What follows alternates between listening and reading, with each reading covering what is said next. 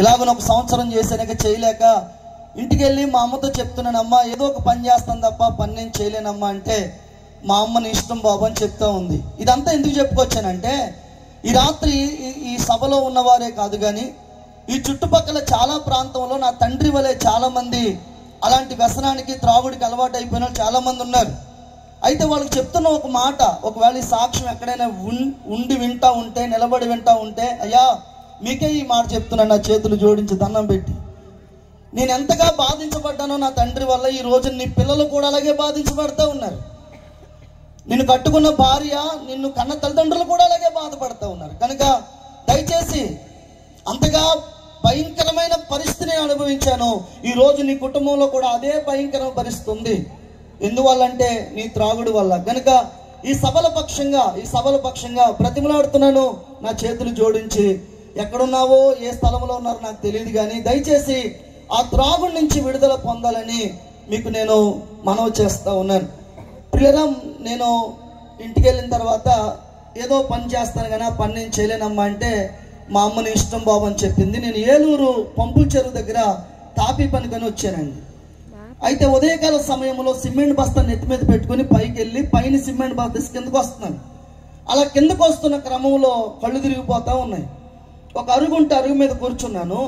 ఒక్కసారి పళ్ళున పెద్ద వాంతి అయిపోయింది. చాలా రక్తం నా నోట్లోంచి బయటపడింది.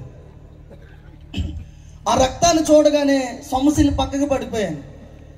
నాతో పనిచేసే కొంతమంది మనుషులు గబగబా నన్ను ఒక ఆర్ఎంపీ డాక్టర్ దగ్గర తీసుకెళ్లారు.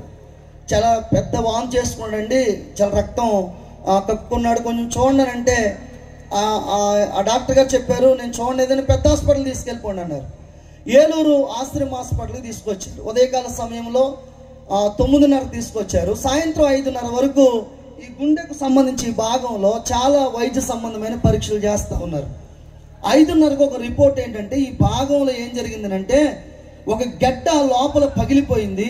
అది పగిలిపోవడం వల్ల ఇదంతా పుండుగా మారిపోయింది. కాబట్టి అది ఆ గడ్డ మామూలు గడ్డ కాదు, క్యాన్సర్ గడ్డ. అది చాలా రోజులు బట్టి నుంచి లోపల ఉంది, ఇప్పటి వరకు ఇతను కానుకోలేదు. కాబట్టి అది పగిలిపోయేదంతా కూడా పుండుగా మారిపోయింది. ఇతను మహా బ్రతికితే నెల 15 రోజుల కంటే ఎక్కువ బ్రతకడు, చనిపోతాడని చెప్పారు. ఆ డాక్టర్ గారు చెప్పిన మాటలు విన్న మా మేస్త్రి అన్నారు, ఇదేంటండి ఇంత ఆరోగ్యవంతుడిని, బలవంతుడిని పట్టుకుని ఏదో గడ్డ పగిలిపోయింది, ఇదంతా పాడైపోయింది అంటారు. లేదు లేదు, మీ రిపోర్ట్లు ఏమైనా మారిపోనేమో, ఒకసారి మరలా పరిశీలన చేయండి అని అన్నారు. ఆ డాక్టర్ గారు నన్ను పిలిచారు, బాబేలా రా అని. దగ్గరికి వెళ్ళిన తర్వాత ఆయన అంటున్నారు, నీ పేరు ఏం పేరు అని అడిగారు.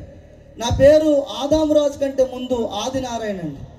ఆదినారాయణ అనబడిన ఈ వ్యక్తి యొక్క రిపోర్ట్స్ ఏం చెప్తున్నాయంటే, ఈ లోపల గడ్డ పగిలిపోయి ఇదంతా పుండుగా మారిపోయింది.